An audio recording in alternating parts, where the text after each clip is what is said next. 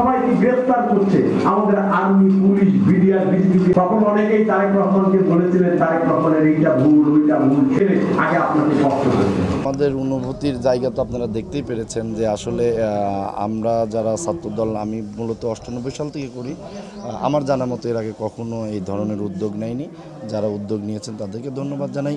Plus আমাদের সবারই সহযোগিতা ছিল। একটা তাৎক্ষণিক ঈদ পুনর্মিলন মানে একটা আমাদের মধ্যে যেন একটা ভ্রাতৃত্ববোধের জায়গা। দীর্ঘদিন যারা এখানে ছাত্রদলের নেতৃত্ব পর্যায়ে ছিলেন তারাই মূলত এখানে এসেছেন। এই জন্য আমাদের অনুভূতি সর্বোচ্চ অনুভূতির জায়গা আমাদের, আমরা আবেগপ্রবৃত্ত।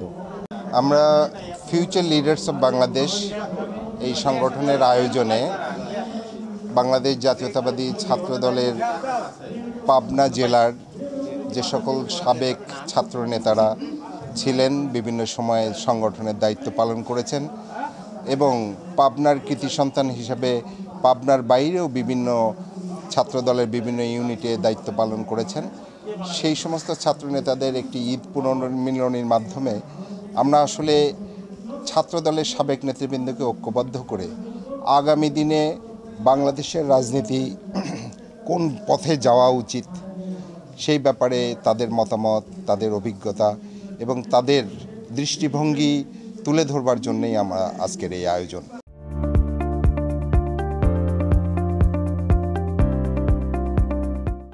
জাতীয়তাবাদী ছাত্রদলের সাবেক নেতৃবৃন্দ যারা আছেন তারা আজকে এখানে একটা মিলন মেলার আয়োজন করেছে।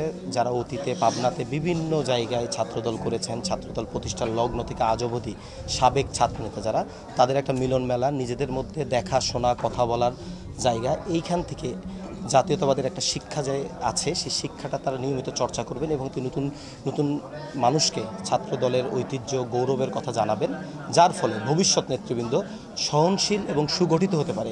এই জন্য আমরা এখানে একটা ছোট্ট আয়োজন করেছি। এই আয়োজনে আমাদের অনুভূতি অত্যন্ত ভালো। এরকম আয়োজন আরও হোক। এই পুনর্মিলনী ছাত্রদলের এর আগে হয়েছে কিনা আমার জানা নাই, হয়তোবা এটাই ফার্স্ট প্রোগ্রাম এবং এই ফার্স্ট প্রোগ্রামের কারণেই সবাই খুব আন্তরিকভাবে ম্যাক্সিমামই সবাই আসছে। হয়তো দু একজন ব্যক্তিগত অসুবিধা বা পারিবারিক কাজ ঈদের পরে, একদম ঈদের পরে কারণে, ব্যস্ততার কারণে হয়তো আসতে পারে।